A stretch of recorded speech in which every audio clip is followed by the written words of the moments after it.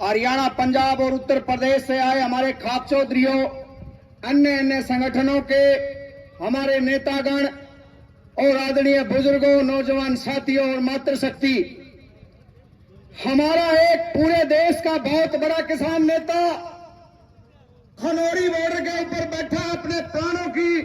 आहुति देने के लिए तैयार बैठा है और उसका केवल और केवल एक मकसद है कि जो कर्ज माफी और जो कर्ज से दब करके हमारे किसान आए दिन आम आत्महत्या कर रहे हैं, उनकी मौत के इस क्रम को रोकने का मकसद है उनका, और कोई दूसरा मकसद नहीं है। लेकिन सभी सम्मानित साथी बैठे हैं, बुद्धिजीवी साथी बैठे हैं, बहुत सारी खापें हमारे प्रदेश, हरियाणा, उत्तर प्रदेश और राजस्थान की खापें, जिन्होंने साथ देकर के ऐसे ऐसे संगठनों को वजूद खड़ा किया है, जो आज अपने आप को भगवान समझ रहे हैं। एक किसान नेता मरने की कगार पर बैठा है, खाप गुहार लगा रही है, और वो लोग है कि उनकी नाक नीचे झुकने का काम नहीं कर रही। साथियों, मैं आप लोगों से अपील करता हूं,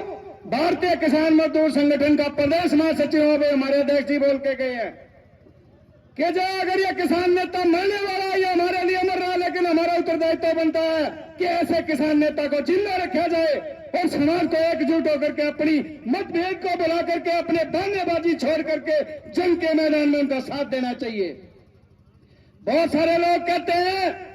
कि डल्लेवाल साहब के पास जाकर के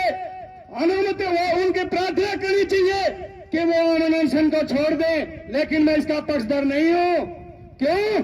क्योंकि आप इसलिए कह रहे हो कि आप उसका साथ देने में कमजोर रहे हो, इसलिए वो आदमी अपने अनशन को तोड़ करके आ जाए। ये आपकी कमजोरी है, आप अपनी कमजोरी को उनके कंधे पर क्यों लाद रहे हो? आप सबको मजबूत होना होगा। और जो हमारे एक नेताजी ने पहले कहा था, खाप नेता ने बहुत अच्छा सुझाव दिया था, जो हमारी खापों की परंपरा रही है, समाज के ताने बाने को जोड़ने के लिए, व्यवस्था बनाने के लिए खाप पहले से चली आ रही है, और इन किसान संगठनों का वजूद आज है, कल नहीं भी हो सकता है। तो खापों की परंपरा को बरकरार रखने के लिए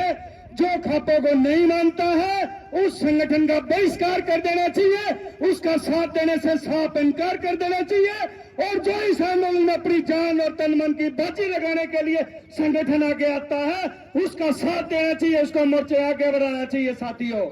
अब बात यह नहीं है कि मैं बोलूं, वो बोलूं, मेरी बात नहीं मानी गई, उसकी बात नहीं मानी गई, डल्लेवाल साहब की बात मानी जानी चाहिए। जब यहाँ कुछ लोग, यहाँ के बीजेपी के नेता बोलते हैं, बीजेपी के लोग बोलते हैं कि भाई हरियाणा का तो मसला नहीं है, एमएसपी गारंटी कानून हो रही है पंजाब की, नेता लड़ाई लड़ रहे पंजाब के, तो हम क्यों जाएं? तो उनसे पूछना, जब दूसरे प्रदेशों में जाकर के चुनाव होता है तो हरियाणा के नेता चुनाव के प्रचार करने के लिए बीजेपी के नेता वहां क्यों जाते हैं?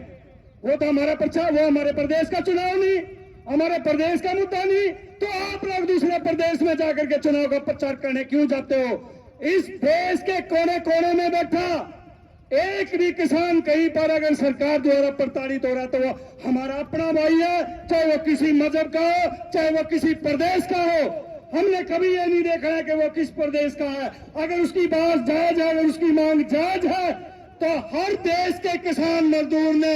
एक होकर के अपने पूरे निश्चय के साथ दृढ़ संकल्प करके उसका साथ देने की आवश्यकता है। साथियों,